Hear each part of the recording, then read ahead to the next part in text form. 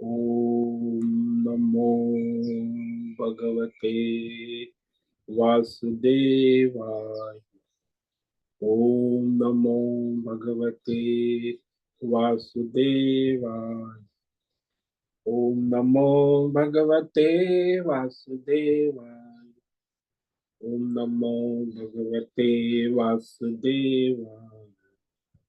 ओम नमो भगवते वासुदेवाय। ओम नमो भगवते वासुदेवाय। ओम नमो भगवते वासुदेवाय। ओम नमो भगवते वासुदेवाय। ओम नमो भगवते वासुदेवाय। ओम नमो भगवते वासुदेवाय। ओम नमो भगवते वासुदेवाय। ओम नमो भगवते वासुदेवाय। ओम श्री परमात्मने नमो नमः। ओम गणपतये नमो नमः। ओम सं सरस्वत्यै नमो नमः। ओम गं गुरुभ्यो नमो नमः। ओम सहनाववतु सहनौ भुनक्तु सह वीर्यं करवावहै तेजस्विनावधीतमस्तु मा विद्विषावहै। ओम शांति शांति शांति। सदाशिवसमारम्भां शंकराचार्यमध्यमम् अस्मदाचार्यपर्यन्तां वन्दे गुरुपरम्पराम्। ओम पार्थाय प्रतिबोधितां भगवतां नारायणेन स्वयं व्यासेन ग्रथितां पुराणमुनिना मध्ये महाभारत अद्वैतामृतवर्षिणीं भगवतीम् अष्टादशाध्यायिनीम् अम्ब त्वामनुसन्दधामि भगवद्गीते भवद्वेषिणीम्। वसुदेवसुतं देवं कंसचाणूरमर्दनं देवकी परमानन्दं कृष्णं वन्दे जगद्गुरु। नमस्ते परमं ब्रह्म सच्चिदानन्दरूपाय निर्गुणाय नमस्तुभ्यं ओंकाराय नमो नमः। सर्वे दुर्गाणि तरन्तु सर्वे भद्राणि पश्यन्तु सर्वे सद्बुद्धिमाप्नोतु सर्वे सर्वत्र नन्दतु। ओम तत्सत। ओम ओम ओम। आप सभी ऑनलाइन नेटवर्क पर उपस्थित भगवद गीता श्रवण साधकों को आज ऋषिकेश से हमारा प्रातः का अभिवादन अभिनंदन अभिवंदन। हरि ही ओम हरि ही ओम हरि ही ओम। हम सबको आज का यह दिव्य दिन तन मन धन जन देश काल विषय वस्तु परिस्थिति अवस्थाएं अध्यात्म भौतिक दैविक क्षेत्र व्यष्टि समष्टि सभी को अपने अपने पूर्व में अनंत जन्मों में किए हुए संचित पाप पुण्य धर्म अधर्म मिश्र कर्म पके हुए फल स्वरूप में वर्तमान में आज सभी को अपने अपने प्रारब्ध अनुसार परमेश्वरी अचिंत्य योग माया के माध्यम से प्रसाद स्वरूप में प्राप्त हुआ है। अतः आज का यह दिव्य दिन परमार्थ हेतु निष्काम सेवा यज्ञ देव यज्ञ ऋषि यज्ञ पितृ यज्ञ मानवता यज्ञ भूत प्राणी यज्ञ सात्विक दान शारीरिक वाचिक मानसिक तप निष्काम कर्म योग ध्यान योग भक्ति योग ज्ञान योग साधना स्वाध्याय वेद शास्त्रों का अध्ययन अध्यापन उपासना आराधना के लिए समर्पित करे और करवावे। अत्यंत दुर्लभ मनुष्य जीवन को परमार्थ हेतु सार्थक करे और करवावे। आज विक्रम संवत 2082 वैशाख मास कृष्ण पक्ष की प्रथमा तिथि है। रात्रि 12:35 तक। उसके बाद द्वितीया तिथि लग जाती है। आज विशाखा नक्षत्र है, अभी सुबह 9:08 तक है। उसके बाद अनुराधा नक्षत्र लग जाता है। आज मंगलवार है, मंगल देव हनुमान जी की आराधना उपासना का दिन है और ग्रीष्म ऋतु चल रही है। यहाँ ऋषिकेश का रात्रि का न्यूनतम तापमान 18 डिग्री रहा और दिन का अधिकतम तापमान दोपहर 2 बजे 36 डिग्री रहा।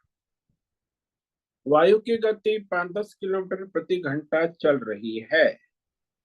ईस्वी सन 2025 13 मई 13 मई 2025 सुबह के 6:50 होने जा रहे हैं।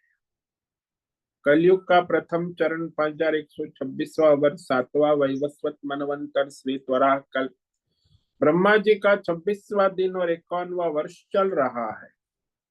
तो ऐसे अनंत कोटि ब्रह्मा और ब्रह्मांडीय परमेश्वरी अचिंत्य योग माया में हमारा यह एक ब्रह्मांड, इसमें यह पृथ्वी लोक में समुद्र के ऊपर जम्बू द्वीप में विश्व का एकमात्र वैदिक राष्ट्र भारत में उत्तर हिमालय प्रांत में उत्तराखंड राज्य में टिहरी जिले में हिमालयन शिवालिक पर्वतमाला के अंतर्गत मणिकूट पर्वत के ऊपर नीलकंठ महादेव के सामने ऋषिकेश नगरी में मुनि की रेती प्रांत में शीशम जाड़ी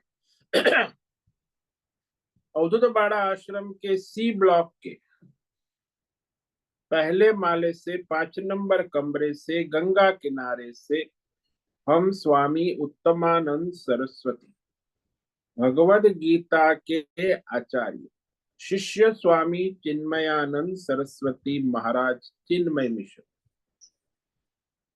कैवल्याद्वैत वेद व्यास भगवत पाद शंकराचार्य की श्रृंगेरी संन्यास परंपरा से शिक्षित दीक्षित सनातन वैदिक भारतीय हिंदू धर्म अनुसार संपूर्ण भगवत गीता ज्ञान यज्ञ ऑनलाइन चैतन्य में जीवंत लाइव प्रसारण जूम एवं यूट्यूब के अंतर्गत व्याख्यान माला में अध्याय 12 विश्व भगवद गीता ध्यान योग, अध्याय 12 भक्ति योग के श्लोक नंबर 6 और 7 पर संस्कृत एवं हिंदी में व्याख्यान करेंगे। दिव्य पवित्र सरल व्यावहारिक सटीक पूर्ण वर्ण अक्षर पद वाक्य पंक्ति श्लोक अध्यायों की संगति संधि अन्वय शब्दार्थ वाक्यार्थ भावार्थ रहस्यार्थ के यथार्थ तात्पर्य सहित वैदिक शास्त्र वेद व्यास साहित्य शंकर भाष्य एवं परंपरागत सन्यासी आचार्यों की टीका टिप्पणी सहित आज यह भगवद गीता व्याख्यान करेंगे। कृपया आप सभी श्रद्धा भक्ति ध्यान से परिपूर्ण होकर के यह दिव्य श्रवण साधना करें। इसमें से कुछ ग्रहण करे, कुछ धारण करे, कुछ अपने जीवन में चरितार्थ करे और उसमें निरंतरता लाए। अपनी अपनी आध्यात्मिक भौतिक दैवी अशांति द्वंद्व मोह विक्षेपों से रहित होकर के अधार्मिक अशास्त्रीय अपरंपरागत भ्रम भ्रांतियों से रहित होकर के अपने अपने शरीर इंद्रिय प्राण मन वचन कर्म और बुद्धि से एक रूप होकर के शुद्ध सात्विक सूक्ष्म विवेक करे। वेद शास्त्र एवं आचार्य परंपरा अनुसार विवेक बुद्धि करे। पुनः पुनः इस व्याख्यान का श्रवण करे, मनन करे, चिंतन करे, लेखन करे, चर्चा विचार प्रचार प्रसार करे, लिंक भेजे, ग्रुप में शेयर, अपना और सबका परम कल्याण करे और करवावे। ओम तत्सत। ओम ओम ओम। तो कल हमने श्रीमद् भगवद गीता अध्याय 12 भक्ति योग के श्लोक नंबर 5 पर विवेक विचार किया था। और जिसमें भगवान ने कहा कि निर्गुण निराकार उपासना जो है वो जो देह अभिमानी मनुष्य है, जिसके अंदर अहम मम है, उसके लिए कठिन है। क्योंकि संसार में आसक्त बुद्धि है, शरीर में आसक्त है, तो जिसके लिए आसान किसे हो सकता है? जो संसार और शरीर से विरक्त है, वैराग्य वैराग्य संपन्न व्यक्ति निर्गुण उपासना, वेदांत श्रवण, मनन, निधि ध्यासन कर सकता। इसीलिए भगवान ने कहा ये उनके लिए कठिन है। कई बार लोग भगवत गीता सुन भी नहीं पाते, कठिन है उनके, सुनना भी कठिन। उपनिषद है, गीता है, उसमें उनको कष्ट होता है, तो कठिन उपासना है। क्लेशोऽधिकतरस्तेषाम् अव्यक्तासक्त चेतसाम् अव्यक्ता हि गतिर्दुःखम् देहवद्भिरवाप्यते। तो जो भक्त है उसमें जो निर्गुण निराकार उपासना में लगे हुए हैं, तो यदि उनको देह आसक्ति है, संसार में आसक्ति है, तो उन्हें परिश्रम अधिकतर विशेष है।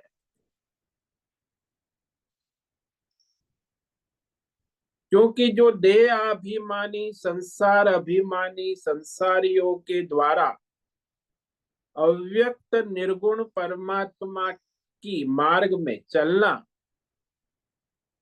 परिश्रम युक्त है। दुखम कहा कि कष्टदायी है, दुखदायी। अव्यक्त गति दुखम अवाप्यते, कष्ट पूर्वक, दुख पूर्वक पाई जाती है। तो इसीलिए निर्गुण उपासना तो संसारी के लिए संभव है ही नहीं। अब सगुण उपासना कर सकते हैं, देह अभिमानी संसार में लगे। तो आगे अब भगवान जो है सगुण उपासना का रहस्य कहेंगे कि सगुण उपासना कैसे होती है और कौन सी सगुण उपासना श्रेष्ठ है। संसार में लोग सगुण उपासना कहते हैं कि भगवान कृष्ण की केवल बाल कृष्ण की पूजा करना या राम की सेवा करना, ये भी सब उपासना है भगवान की। लेकिन उसमें सर्वश्रेष्ठ सगुण उपासना है विश्व रूप समष्टि संसार को भगवान का स्वरूप समझकर उनकी सेवा करना। विश्व रूप संसार समष्टि, तो ये सगुण में श्रेष्ठ साधना है। वही कृष्ण उपासना से, राम उपासना से भी समष्टि विश्व रूप सगुण परमेश्वर की साधना श्रेष्ठ है।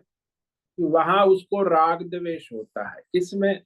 राम, कृष्ण, शिव, अल्लाह, ये तो सब ईश्वर है, समष्टि ईश्वर।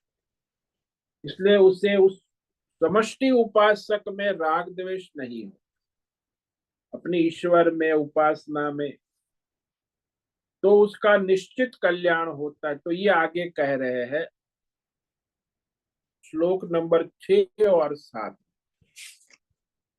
ये निर्गुण उपासना तो कठिन है, लेकिन जो देहाभिमानी है, संसारी है, संसार में आसक्त है, तो उनके लिए विश्व रूप समष्टि सगुण उपासना करना सरल है और उसका कल्याण भी शीघ्र होता है। तो ये कह रहे हैं श्लोक नंबर 6 और 7। ये तो सर्वाणि कर्माणि मयि सन्न्यस्य मत्परा अनन्येनैव योगेन मां ध्यायन्त उपासते तेषामहं समुद्धर्ता मृत्यु संसार सागरात् भवामि न चिरात् पार्थ मय्यावेशित चेतसा।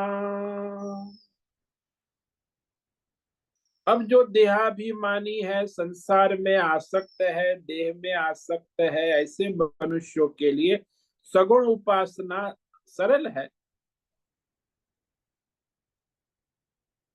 और उसमें कहा कि जो सगुण उपासक है, मत पराहा, केवल परमात्मा का आश्रय लेता है। मत परा का अर्थ होता है विश्व रूप समष्टि परमेश्वर। ये जो आपके सामने विश्व है, वही परमात्मा का स्वरूप है। तो परमात्मा के परायण रहना, या तो फिर मत परा का अर्थ होता है कृष्ण का आश्रय। ये कृष्ण के भक्त कृष्ण का आश्रय लेते हैं, राम के भक्त राम का आश्रय लेते हैं, शिव के भक्त शिव का आश्रय। और विश्व रूप के सगुण भक्त है, वो विश्व रूप समस्त विश्व का आश्रय लेते भगवान के स्वरूप। अब उनके जो प्रारब्ध के अनुसार उनके सारे जो कर्म है, नित्य नैमित्तिक यज्ञ दान तप सर्वाणि कर्माणि, सुबह से लेके शाम तक, जन्म से लेके मरण तक, संपूर्ण कर्मों को भगवान में अर्पण करके, यानी कृष्ण अर्पण, भगवत अर्पण, समर्पण। जैसे कोई राजदूत होता है, अमेरिका में भारत का राजदूत है, तो वहां अमेरिकन एम्बेसी में भारतीय राजदूत जो वहां सारा काम करता है, वो भारत को समर्पित होता है। सर्वाणि कर्मा। युद्ध के मैदान में एक योद्धा लड़ता है, तो योद्धा के सारे युद्ध के कर्म किसको समर्पित होते हैं? राजा को समर्पित होते हैं। ठीक वैसे ही सर्वाणि कर्माणि, जैसे नौकर होता है, मालिक के यहाँ काम करता है, तो उसके सारे जो मालिक को समर्पित कर्म होते हैं। ठीक वैसे ही संपूर्ण कर्म परमात्मा को समर्पण करके मुझ सगुण परमेश्वर को अनन्य भक्ति भाव से निरंतर ध्यायंत उपासक, ध्यान करता है, ध्यान रखता है और उपासना करता है, सेवा करता है। तो सेवा करने में ध्यान रखना भी आवश्यक है, सेवा भी आवश्यक है। निरंतर किसकी सेवा कर रहे, यह चिंतन होना, उसे ध्यान कहते हैं। और उपासना है जो सेवा है, पूजा पाठ, जो भी भगवत सेवा। अब यहाँ भक्ति मार्ग में कर्तव्य कर्म स्वधर्म छोड़ने की आवश्यकता नहीं है। ये भक्ति मार्ग में जो साधक है ना, वो जहां है, जैसा है वैसा भगवान को मान्य है।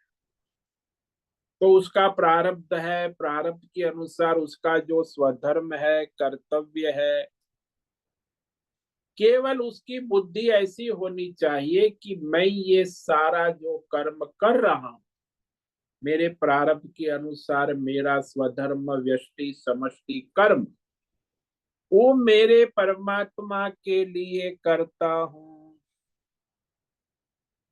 या तो समष्टि को समर्प, विश्व रूप प्रभु को अर्पण, सबके हित के लिए कर रहा हूं।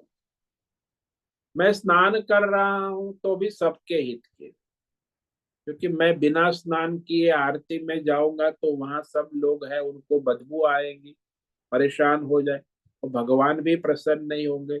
इसलिए मैं भगवान को प्रसन्न करने के लिए सबके हित करने के लिए सुबह स्नान करके सुबह की आरती में जाता हूँ, तो वहां भगवत बुद्धि होगी। स्नान किसके लिए कर रहे हैं?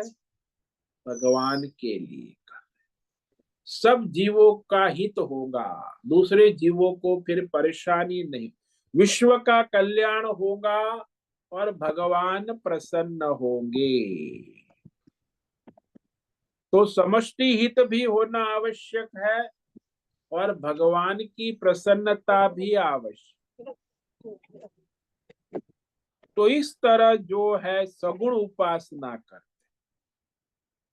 जिसमें भगवान की दृष्टि भी है और समष्टि हित का विवेक भी है। तो इस प्रकार वह जो है भगवान को समर्पित अपना कर्तव्य कर्म कर, केवल एकमात्र परमात्मा प्रसन्न हो और सब का हित हो, कल्याण हो, तो उसका एकमात्र आश्रय भगवान है। मत परा, ये महत्व का है। एकमात्र लक्ष्य परमात्मा होना चाहिए। आश्रय का मतलब लक्ष्य भी होता है। भगवत परायण यानी अपने लक्ष्य परमात्मा के परायण रहने वाला भक्त। तो उसके संचित कर्म है, जो भी है प्रारब्ध है वर्तमान में, जो भी तन मन धन जन जैसा है वैसा, व्यष्टि समष्टि सर्व रूप से वह परमात्मा से जुड़ा रहे, तो ये उसका विवेक होना आवश्यक। तो इस तरह सारे कर्म नित्य नैमित्तिक जो भी है परमात्मा के लिए, सबके हित के लिए समर्पित करे। कैसे करे? ध्यायंत उपासते, ध्यान पूर्वक, विवेक पूर्वक और निरंतर सेवा पूजा अर्चना करते रहे। जैसे एक पतिव्रता नारी होती है, वो अपना ध्यान रखती है पति का, परिवार का और सबकी सेवा करती। तो निरंतर चिंतन, ध्यान का मतलब होता है निरंतर चिंतन कर, और चिंतन करते हुए निरंतर सेवा करते रहना, क्योंकि सेवा के पहले चिंतन होना आवश्यक है। भाई किसकी सेवा कर रहे, क्या सेवा कर रहे, तो आपका अंतकरण जो है वो ध्यान में लगा है, मन बुद्धि, और आपकी इंद्रिया है 10 इंद्रिया और शरीर सेवा में लगा है। उपासना इंद्रिय से होती है और ध्यान मन बुद्धि से होता है। तो इस प्रकार भगवान सगुण साकार विश्व रूप की आराधना करे। जो कोई भी भक्त परमात्मा को ही परम गति अंतिम लक्ष्य जानता है, मानता है, उसने अपने जीवन का लक्ष्य परमात्मा को बना लिया। ये भी दुर्लभ है आज के जमाने में। वो कहते हैं हमारा परमात्मा भी लक्ष्य है, हमारा संसार भी लक्ष्य है, हमारी भौतिक सिद्धि भी चाहिए, अध्यात्म योग सिद्धि भी चाहिए, और दैवी दैवी शक्ति भी चाहिए, और परमार्थ सिद्धि भी चाहिए, सब चाहिए। तो ये तो डावाडोल हो गया। इसका लक्ष्य परमार्थ नहीं है, खिचड़ी है, मिलावट। वो कहे मुझे भौतिक अध्यात्म दैव रिद्धि सिद्धि से कोई मेरा लक्ष्य केवल परमार्थ है, परमात्मा। जब तक भौतिक अध्यात्म दैवी कामना इच्छा लालसा है, तो वो भगवान की भक्ति नहीं हो सकती है। क्योंकि परम लक्ष्य परमात्मा है, तभी भक्त होगा, नहीं तो विभक्त हो जाएगा। क्योंकि भगवान भी चाहिए और देवी देवी देवता भी चाहिए और सब चाहिए, योग सिद्धि भी चाहिए। तो यहाँ जो भी भौतिक अध्यात्म दैव यज्ञ दान स्वधर्म कर्म केवल परमात्मा के लिए ही समर्पित करे।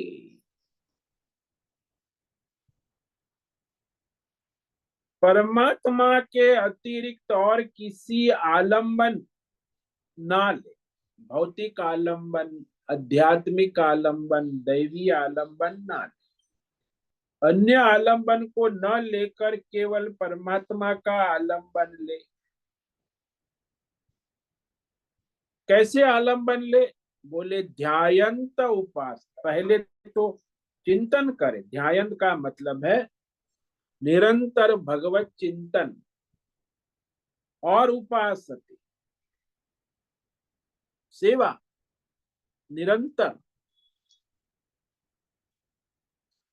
करते हुए सगुण विश्व रूप परमात्मा में एकत्व रूप से अपनी अंतकरण मन बुद्धि और इंद्रिय को लगाए।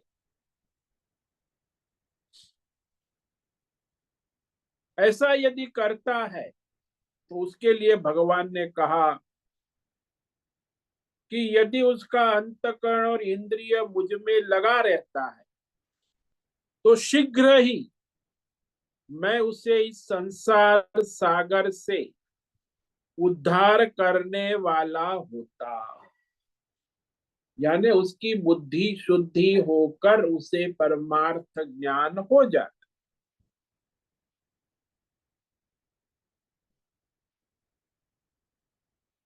और ये जो है भगवान यहाँ स्पष्ट कर रहे हैं कि मैं जो वास्तव में सगुण भक्त है, विश्व रूप की सेवा में लगे हैं, उनका मैं शीघ्र उद्धार कर। शीघ्र का मतलब हुआ कि इसी जन्म में, उसे बहुत आगे जाने की जरूरत नहीं। इसी जन्म में, ज्यादा से ज्यादा 3 जन्म, उसका उद्धार भगवान कर लेते हैं।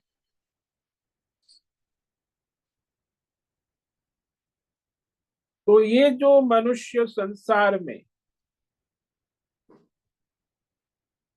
भगवत भाव से सेवा, यानी आपके कर्म बदलना नहीं, कर्म तो वही रहे, प्रारब्ध के अनुसार जो स्वधर्म है, नित्य कर्म है, लेकिन उसमें आपकी बुद्धि जो है उस संसार शरीर और फल का आश्रय छोड़कर केवल परमात्मा का आश्रय लेकर अपना स्वधर्म कर्म परमात्मा के लिए ही करे। कि मैं जो कुछ भी कर रहा हूं वो परमात्मा की सेवा है, जो चिंतन कर रहा हूं वो भी परमात्मा की सेवा है।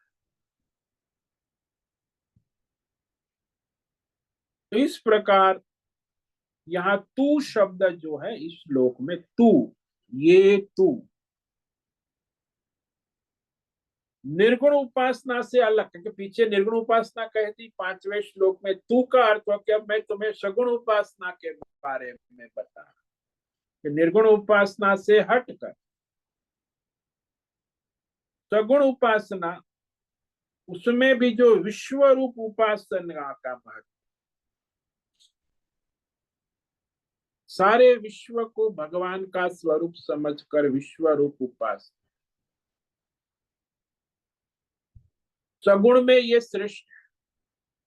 आप कहो कृष्ण उपासना क्यों श्रेष्ठ नहीं? हाँ, वो अपने मंदिर में पुजारी पाठ भगत लोग अपने मंदिर में अपने भगवान कृष्ण अपने राम की तालियां बजाते, लेकिन वो विश्व की सेवा नहीं करते, विश्व रूप में भगवान को स्वीकार नहीं करते। हमें तो किसी से कोई लेना देना है, हमें तो हमारे कृष्ण से मतलब है। हमारे बाल गोपाल, मैं उसे भोग चढ़ाता हूँ, पूजा पाठ कराता हूँ, जगाता हूँ, सुलाता हूँ। यानी विश्व आसपास आपके कुत्ता है, चूहा है, बिल्ली है, पक्षी है, प्राणी है, पेड़ पौधे, उसके लिए हमारे पास कोई नहीं है। हम तो अपने बाल गोपाल की सेवा। तो ये सामान्य सेवा है, भगवान की है, लेकिन वो विश्व रूप जैसी नहीं कि सब भगवान है। बाल गोपाल का भी भगवान का स्वरूप है। यहाँ वो हमारे कौवा आ गया, चूहा आ गई, बिल्ली आ गई, कुत्ता आ गया, उसको भी नैवेद्य भोग देना, ये भी भगवान की सेवा। तो ये विश्व रूप उपासक भगवान को बड़ा प्रिय है। ये जो लोग भक्त आज मंदिर में बैठे बुठे बाजे बाजी अपना भोग लगाते रहते, भोग खाते रहते, लेकिन दूसरे प्राणी और जीव का कल्याण नहीं करते हैं, तो वो उसकी उपासना नहीं है, गौण है, उसका कोई भगवान को प्रसन्न नहीं करेंगी। इसलिए सगुण उपासना में विश्व रूप सगुण उपासना का प्रसंग है कि सगुण उपासना में विश्व रूप ईश्वर को अर्पित कर दे सारे कर्म, अपने पूजा पाठ जो भी है सब विश्व रूप परमेश्वर, यानी कृष्ण को विश्व रूप समझकर राम को तो विश्व रूप हो जाएंगे। अब वो कृष्ण को विश्व से अलग समझता है, राम को कृष्ण से अलग समझता है, शिव को कृष्ण से, और ये संप्रदायवादी बुद्धि है, तो भगवान का भक्त नहीं हो सकता। यानी कोई सांप्रदायिक बुद्धि वाला मनुष्य भगवान का भक्त, उसमें राग द्वेष द्वंद्व भेद भ्रम और भेदभाव रहेगा, क्योंकि वो सांप्रदायिक बुद्धि वाला है, विश्व रूप बुद्धि वाला नहीं। आजकल जो सारे संसार में हिंदू मुस्लिम सिख ईसाई, भाई अल्लाह को भी विश्व रूप माने, तीर्थंकर भी विश्व रूप है, राम भी विश्व रूप है, कृष्ण भी विश्व रूप भावना से करेंगे तब सगुण उपासना हो। लेकिन सांप्रदायिक बुद्धि से करेंगे तो लड़ेंगे, आपस में विरोध करेंगे, राग द्वेष करेंगे, तिरस्कार करेंगे, तो वहां उनकी कोई सगुण उपासना भक्ति नहीं हो पाए। कंपटीशन करें, हम बड़े, हम श्रेष्ठ, हमारा मंदिर उनसे बड़ा, तो भगवान के भक्ति में सगुण उपासना जो है ना वो कुंठित हो जाती। तो यहाँ जो भगवान ने कहा था मत कर्म कृत कर्माणि संन्यस्य, उसी को यहाँ मत परम कह दिया।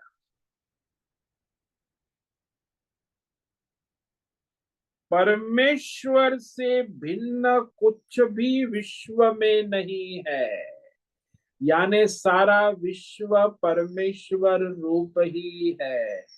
ऐसी विश्व रूप बुद्धि वो सगुण भक्ति है, वास्तव में वही सगुण भक्ति है। जो भेदभाव वाली बुद्धि है वो भगवान की बुद्धि नहीं है।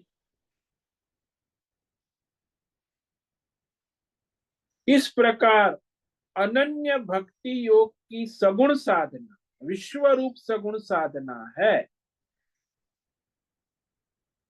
क्योंकि हमारे अनुभव में जो भी देश काल विषय भौतिक अध्यात्म दैव जगत हमारी इंद्रिय और मन के द्वारा जो भी अनुभव में आ रहा है, वृत्ति में आ रहा है, प्रवृत्ति में आ रहा है, वह विश्वरूप परमात्मा से भिन्न नहीं है। और न मैं जीव ही परमात्मा से भिन्न, यानी जगत भी परमात्मा से भिन्न नहीं, क्योंकि विश्वरूप परमात्मा, जगत भी विश्वरूप परमात्मा है, और आप जीव हो, आप भी विश्वरूप परमात्मा का ही अंग हो। तो जीव और जगत में कोई भेद नहीं रहता, विश्वरूप परमात्मा। तो मैं जीव भी परमात्मा से भिन्न नहीं हूं, और ये जगत भी परमात्मा से भिन्न नहीं है। वही सर्वरूप विश्वरूप परमात्मा है, अतः दूसरा कोई भी आलंबन नहीं, परमात्मा का ही आलंबन है। तो ऐसी बुद्धि सगुण उपासना में वास्तविक कल्याणकारी, एकमात्र समष्टि विश्व रूप परमेश्वर देव जिसमें सब कुछ है, उस विश्व रूप का आलंबन लेता है। सगुण भक्त, सगुण भक्त का आलंबन विश्व रूप, और विश्व रूप का आलंबन लेकर भगवत आराधना उपासना करते। और निर्गुण उपासक की तो बात ही निराली है। तो उसमें तो विश्व रूप, उसमें कुछ नहीं है। इस प्रकार वो निर्गुण उपासना वाला भगवान के निर्गुण स्वरूप का चिंतन करता है। वो जीव भाव और जगत भाव से उपराम हो गया, यानी वैराग्य। तभी वो निर्गुण उपासना कर सकते। तो उसकी बुद्धि में जीव और जगत की वृत्ति समाप्त हो चुकी, और इस तरह वह निर्गुण उपासना करता है। सगुण उपासक जो है उसमें विश्व रूप ही सब कुछ है, और निर्गुण उपासक में विश्व रूप है ही नहीं, केवल परमात्मा। तो दोनों में फर्क है। केवल परमात्मा ही परमात्मा है, सच्चिदानंद परमात्मा के सिवा। और यहाँ विश्व रूप परमात्मा सगुण में।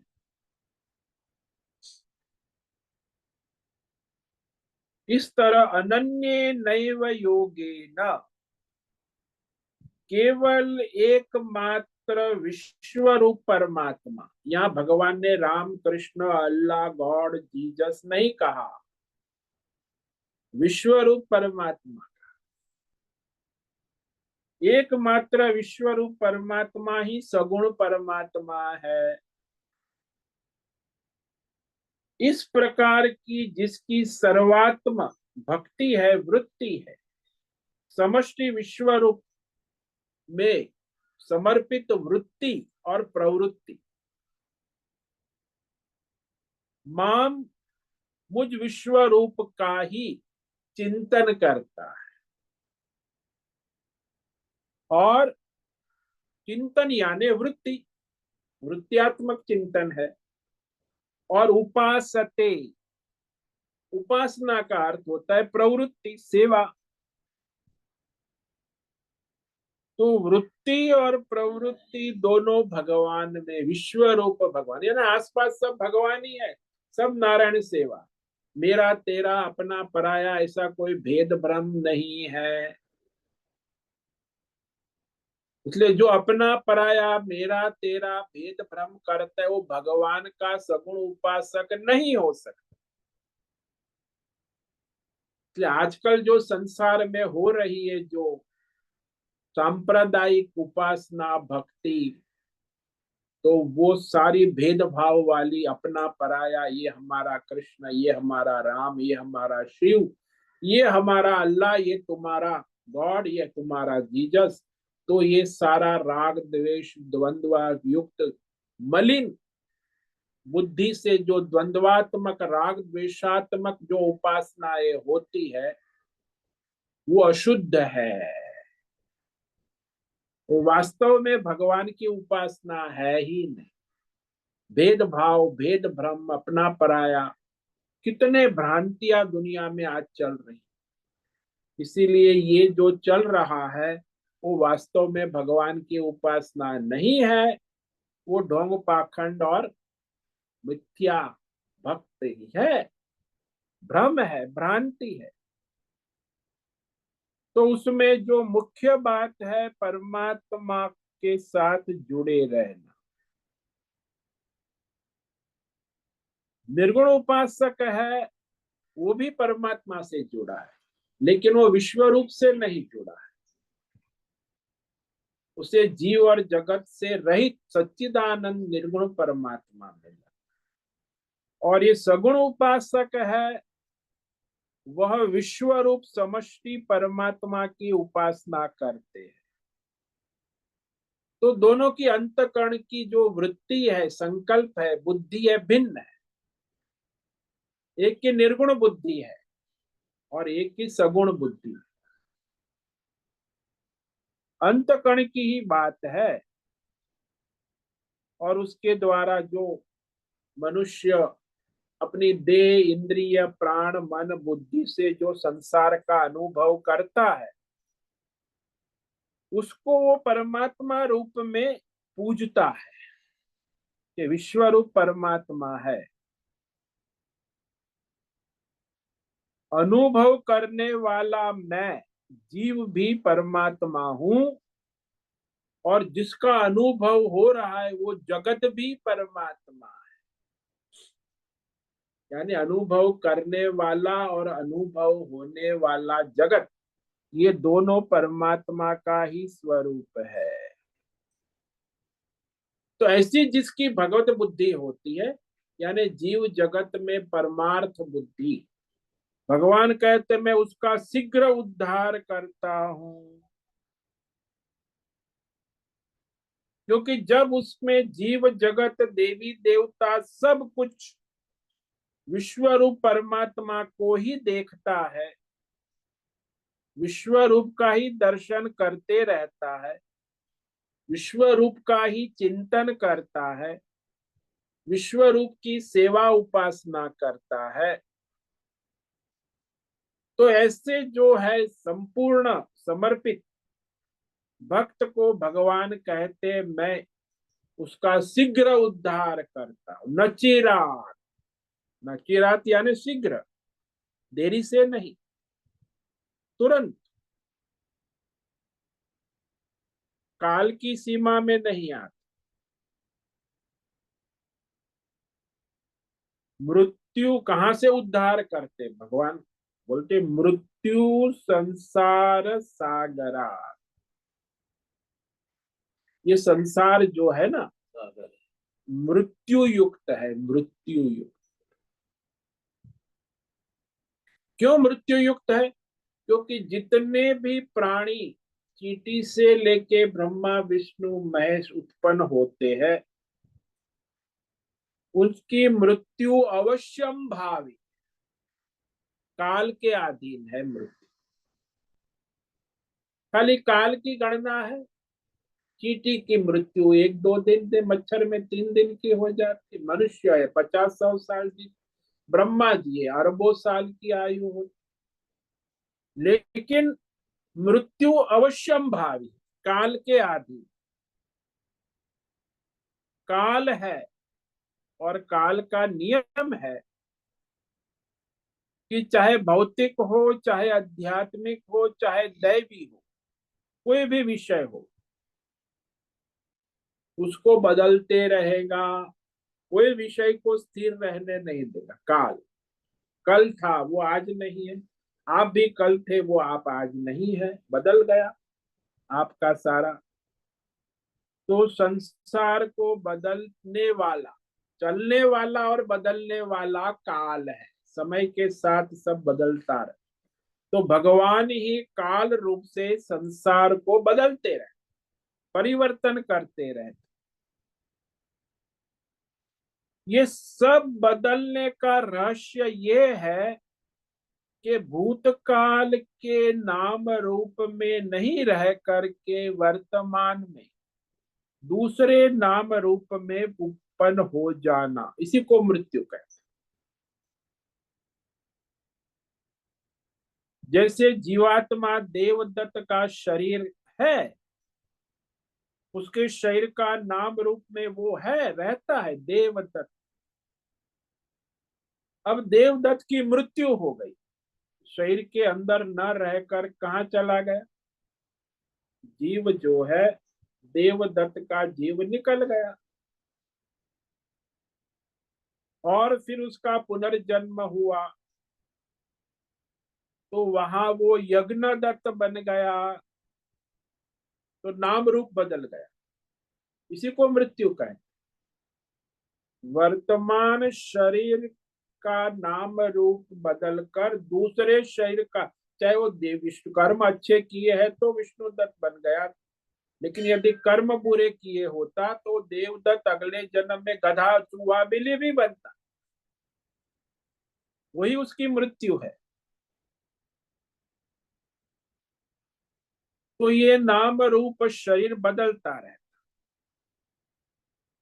इसीलिए सारे प्राणी का जो है जन्म मरण और पुनर्जन्म और पुनर्मरण, पुनरपि जननम पुनरपि मरणम पुनरपि जननी जठरे शयनम, ये मृत्यु संसार है। इसी को मृत्यु संसार, संसार सागर, इसमें मृत्यु और जन्म की कोई सीमा नहीं, अनंत है।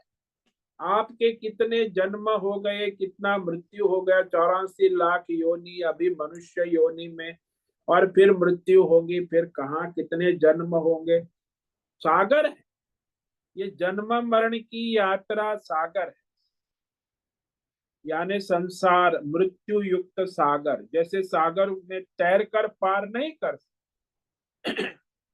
ये मृत्यु रूपी शरीर और संसार को पार नहीं कर सकते। क्यों पार नहीं कर सकते?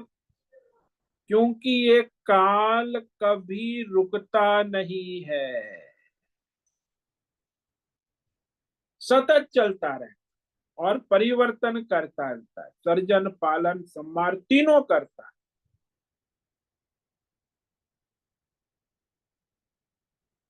यदि काल समाप्त हो गया, काल रुक गया, तो फिर परिवर्तन रुक गया, और काल तो रुकने वाला है, वो तो भगवान का सुदर्शन चक्र है, घूमता ही रहता। सुदर्शन चक्र कभी रुकता नहीं है, वैसे काल कभी रुकता नहीं, घूमता रहता। और इसी के कारण संसार में परिवर्तन, उत्पत्ति, स्थिति, लय, व्यष्टि समष्टि चलता रहता।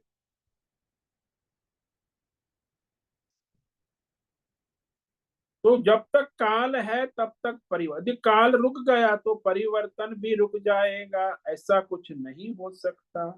क्योंकि भगवान ने काल को ऐसे बनाया है कि वह पंच महाभूत को घुमाता रहता है, और पंच महाभूत से सृष्टि का चक्र चलता रहता। जब आकाश का लय हो जाता है काल में, तो काल का लय होता है महाकाल परमात्मा, वो प्रलय के समय होता है। तो इस तरह यहाँ कहा कि ये जो कुछ भी है, काल रूपी मृत्यु संसार सागर के उस पार मनुष्य नहीं जा सकता। तो इससे बाहर निकल कैसे सके? काल के चक्र से। बोले परमात्मा के सिवा और कोई है नहीं।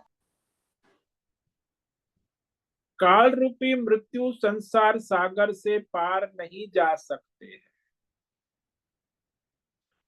सारी व्यष्टि समष्टि, यहाँ तक कि देवता लोग भी काल रूपी मृत्यु संसार सागर में डूब रहे, सभी मृत्यु सागर से पार नहीं जा सकते। तो कौन निकल सकता है बाहर? इससे बाहर निकल सकते हैं तो वो कहा कि वह भगवान नारायण, भगवान ही इस जन्म मरण के चक्र से उतार देते हैं। यानी तैर कर पार नहीं कर सकते, लेकिन ऊपर उठ सकते हैं।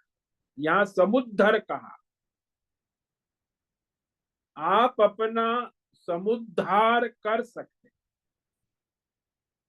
कैसे?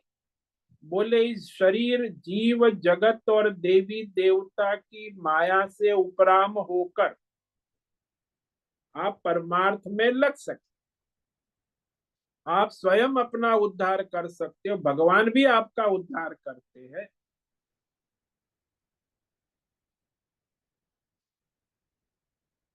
तो वही अपना उद्धार कर सकता है जो इस संसार रूपी माया से उपराम है। जैसे दृष्टांत ले लो ना, कि कीचड़ में पड़ा हुआ, जो कीचड़ में फंसा हुआ है, तो कैसे निकलेगा?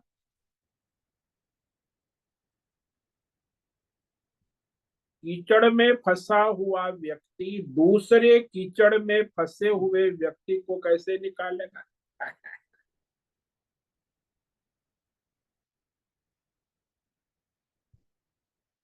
तो जो कीचड़ के बाहर है वही मनुष्य उस कीचड़ में फंसे हुए मनुष्य को निकाल सकता है। कीचड़ में फंसे हुए लोगों को निकाल नहीं सकता, वो तो ज्यादा फंस जाएगा।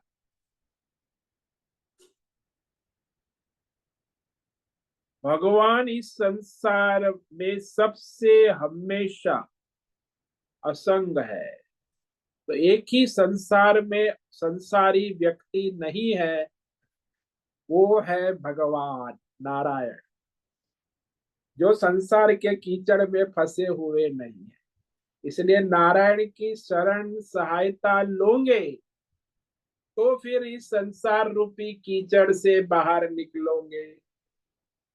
अब जो संसारी संसारी का सहायता लेगा तो कीचड़ में ही फंसा रहे। कीचड़ में जो फंसा नहीं है वही तो हमें कीचड़ से बाहर निकालेगा ना। इसलिए एक ही व्यक्ति है संसार में, वो है नारायण परमात्मा, जो संसारी नहीं है, संसार को चलाता है फिर भी संसारी नहीं। भगवान इस संसार से असंग है, अलग, इसीलिए जीवात्मा के समुद्धरता उद्धार करने वाले बन जाते।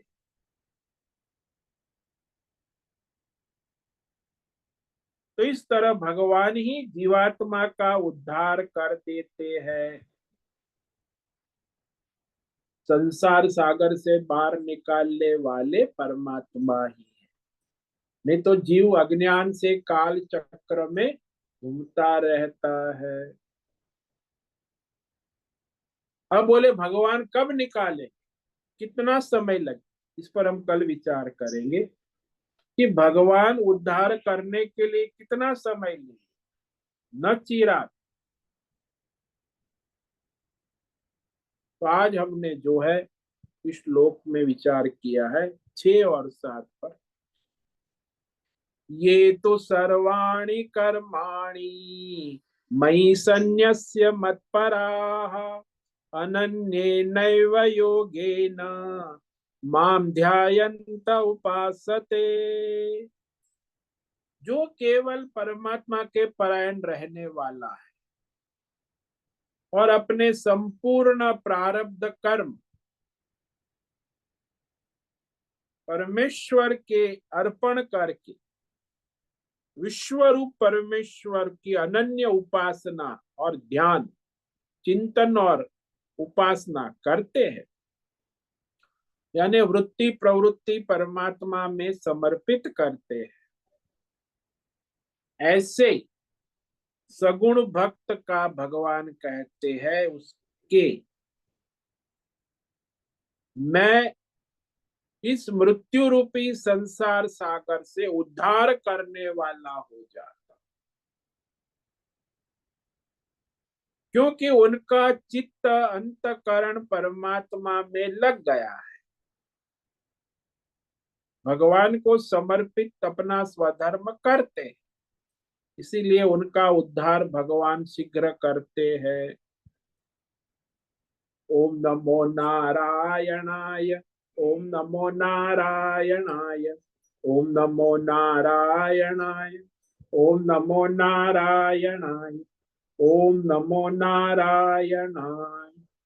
कायेन वाचा मनसेन्द्रियैर्वा बुद्ध्यात्मना वा प्रकृते स्वभावात् करोमि यद्यत् सकलं परस्मै नारायणायेति समर्पयामि। ओम सर्वे भवन्तु सुखिनः, सर्वे सन्तु निरामयाः, सर्वे भद्राणि पश्यन्तु, मा कश्चित् दुःखमाप्नुयात्। अस्तु मा सद्गमय, तमसो मा ज्योतिर्गमय, मृत्योर्मा मृतंगमय। ओम पूर्णमद पूर्णमिदं पूर्णात् पूर्णमुदच्यते पूर्णस्य पूर्णमादाय पूर्णमेवावशिष्यते। ओम शांति शांति शांति। शंकरं शंकराचार्यं केशवं बादरायण सूत्र भाष्य कृतौ वंदे भगवन्तौ पुनः पुनः।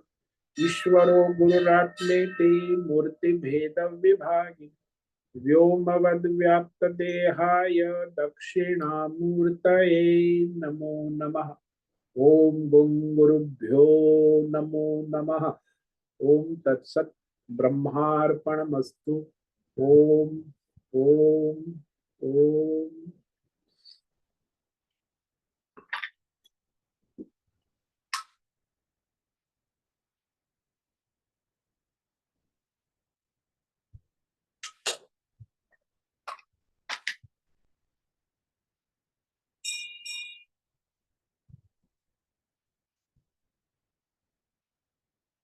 ओम नमो नारायणाय स्वामी जी।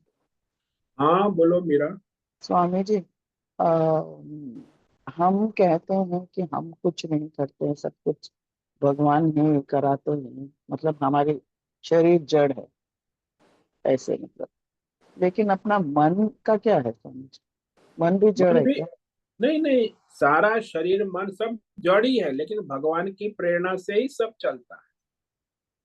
कलाकार है, वो पात्र के मन बुद्धि शरीर सबको प्रकाशित करता है, चलाता है उसके स्क्रिप्ट के अनुसार। कलाकार के बिना उसकी पात्र की स्क्रिप्ट नहीं चल सकती। जैसे हाँ स्वामी परमात्मा जी, के लेकिन बिना कोई जीवात्मा की स्क्रिप्ट नहीं चल सकती। शरीर मेरा, मन बुद्धि। हाँ हाँ, मेरा डाउट ये है कि हम मतलब आपने बताया है कि हम जब मन में इच्छा करते हैं तो भगवान उस हिसाब से हमें चलाते हैं। और इसीलिए भगवान बोलते हैं कि मैं निष्क्रिय हूँ, मुझे कोई कर्म टच नहीं करते। तो हमारे मन में हम इच्छा करते हैं, वो भगवान कराते हैं। तो मन में इच्छा कौन करा? देखो, आपकी जो इच्छा कामना जो है उसका एक तो है अज्ञान से इच्छा कामना, जो अज्ञानी लोग आप लोग संसारी लोग करते, तो वो भगवान नहीं कराते, वो आपकी वासना कामना संस्कार अज्ञान से कामना। मतलब मन को लेकिन भगवान नहीं चलाता आत्मज्ञानी है। यदि कामना करता है तो भगवान की कामना। तो आत्मज्ञानी की कामनाएं भगवान की कामना, और अज्ञानी की कामनाएं उसकी अज्ञान से अपनी वासना कामना संस्कार से संचित कर्म से करता है। तो वो संस्कार लेकिन है जीव, वास। जीव जो हम कहते हैं ना, जीव, हाँ हाँ, जीव तो जीव वही। जीव का क्या हिस्सा है जो कुछ भी अच्छा काम करता है, बुरा काम करता है, बुरा सोचता है? वो क्या हिस्सा है? वो तो भगवान। वो उसके संचित कर्मों के संस्कार है। अभी आपको इच्छा विचार अच्छे बुरे आ रहे हैं तो आपके संचित संस्कार है, कर्म है, कामना है, वासना वो अज्ञान कहाँ से। जागता है? वो कहाँ हाँ जागता है? आपके चित्त में, अंतःकरण मन में में, संचित संस्कार। हाँ चित्त आपके। चित्त में, हाँ चित्त में। अंतःकरण, चित्त में संस्कार है, वही आपके अंतःकरण मन बुद्धि में जागते हैं और फिर इंद्रियों के द्वारा प्रवृत्त होते हैं। हाँ, यानी इंद्रियों को मन कंट्रोल करता है, लेकिन प्रवृत्त कर, हाँ चित्त जो है वो पिछले उस। जन्मों से और संस्कार से हाँ, आया अनंत हो। जन्मों के संस्कार संचित है, उसे हाँ, और संचित कहते कर। हैं, हाँ हाँ, हम लोग कहते हैं कि अंतःकरण ही आता है पिछले जन्मों से हाँ वो तो वहीं इस से जीव में। संस्कार। हाँ वो संचित चित्त में ही आता है, संचित चित्त संस्कार। में आता है, मतलब चित्त, चित्त क्या बोलते हैं, सजीव है मतलब। नहीं, वो चित्त जो है संस्कार को संग्रह करने का मेमोरी चिप्स है आपकी। मेमोरी, हाँ संचित संस्कार वो अभी भी आपके सारे संचित संस्कार है उसमें, ऐसा हाँ नहीं। हाँ। वो जो पकड़ जाते पक जाते वो आपको वर्तमान में आते हैं। बाकी जो अप्रकट है वो अभी वहां पड़े हुए हैं अनंत यानी जन्म। जो पक पक के उसको चालू कर देते हैं वो भी भगवान है क्या?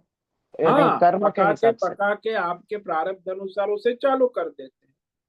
तो आपके लेकिन कर्म जो पक। क्षण क्षण में मन में विचार आते हैं वो क्षण वो क्षण में भगवान ही पकाते हैं, जैसा आपका प्रारब्ध है संचित है उस अनुसार आपकी बुद्धि को चलाते हैं, मन को प्रकाशित करते, इंद्रियों का व्यापार वृत्ति प्रवृत्ति आती जाती रहती क्षण क्षण। वो भगवान ही मन उसका भी जड़ है, संचालन करते मन हैं। भी जड़ है। हाँ, मन भी जड़ इतना है लेकिन चालू रहता है दिन भर। हाँ, वो जड़ है। परमात्मा आपके संचित संस्कार के अनुसार उसे प्रेरित करते रहते, वृत्तियां उसमें आती रहती। यानी जिनके चित्त से अच्छे संस्कार आए हैं उनके मन भी अलग तरीके से सोचता है। ये वो अच्छे संस्कार है तो उसका मन जो है सात्विक विचार करेगा। नहीं तो राजसी संस्कार है तो राजसी करेगा। तामसी है तो तामसी करेगा। संसार में तीन प्रकार के लोग हैं। जो झगड़ा लगाता है वो क्या तामसी नहीं है ना? वो तामसी तो तामसी पड़ा रहता कैटेगरी है। में वो राज तामसी नहीं, कैटेगरी में है। झगड़ा तामसी लगाता है कैटेगरी में। तामसी अच्छा, जो मुझे लगा आलसी है, कुछ काम आलसी है। करता नहीं। हाँ, जो लेकिन एक दूसरे से झगड़ा लगाते हैं वो राजसी। वो राजसी है। हाँ हाँ और जो सेवा करता है, भगवत भाव रखता है, दैवी हाँ। गुण है, सत्य हम्म, अहिंसा सदाचारी है, वो हम्म, सात्विक है। सदाचारी सात्विक होता है, धर्मात्मा है। और जो हम्म, अधर्मी है वो तामसी है। और जो हम्म। धर्म अधर्म की खिचड़ी पकाता है वो राजसी वो राजसी है। तो है। कभी अच्छा है कभी झगड़ा लो है, हाँ, कभी दोनों दोनों कुछ दोनों लोगों साइड से चलता है।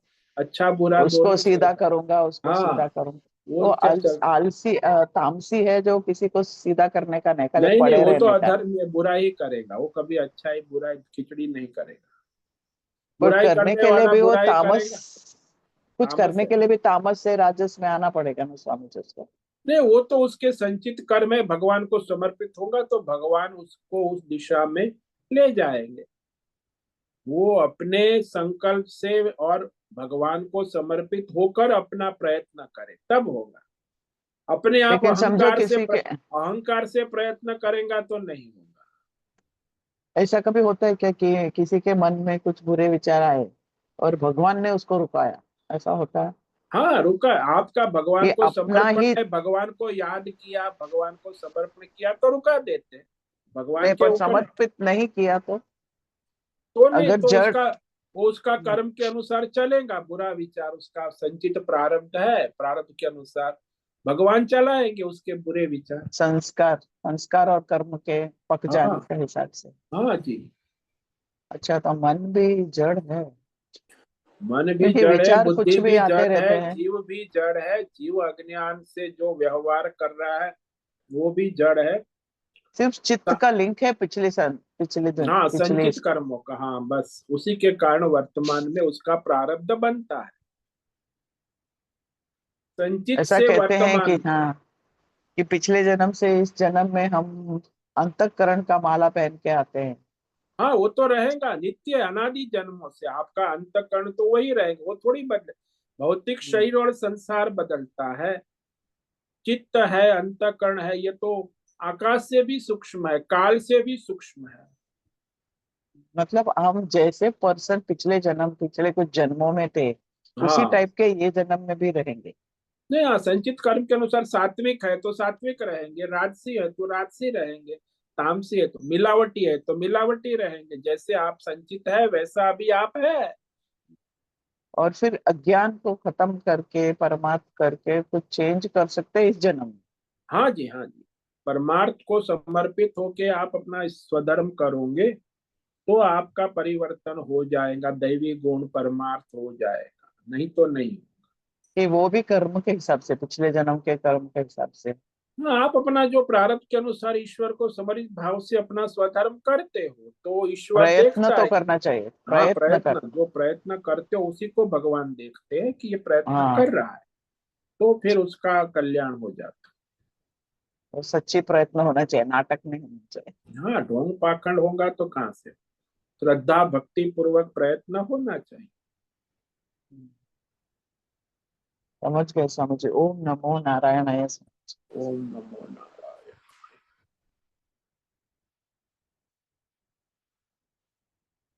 ठीक है, आज उपस्थित है प्रकाश आनंद दोषा, होस्ट है माधवी आचार्य, नैना पुरोहित, अनुराधा जेठे, आशा कोटक, भद्रेश पड़िया, दिनेश पटेल, जीवी कुमार, हेमा कोटक, इला जोशी, जयंती पांडा, करुणा कोहली, लीलावती बड़ेकर, मीरा उच्चिल, पंकज भट्ट, पृथ्वीराज मालव, राजेश मोलकर, रमेश राम सेवक यादव, रेशा रथ, सुचिता पाटिल, सुनील ठाकुर, उषा मेनन, विशाल बेड़ेकर और अंजलि जोशी। इतने साधकों को आपका आज का दिन मंगलमय हो, परमार्थ करे अपना और सबका परम प्रणाम कल्याण। स्वामी जी। सभी को ओम नमो नारायणाय। प्रणाम ओम स्वामी जी। नमो नारायण।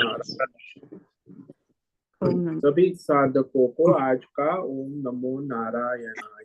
ओम नमो नमो नारायण। नारायण ओम नमो नारायण स्वामी जी। ओम नमो नारायण स्वामी जी। साधकों को आज का ओम नमो नारायण। नारायण। ओम नमो नारायण। मुझसे निवेदन है आज का सत्संग पूर्ण करे। ओम नमो नारायणाय। आज का ये दिव्य सत्संग हम यही पूर्ण करते हैं। सभी साधकों को ओम नमो नारायणाय। ओम नमो नारायणाय।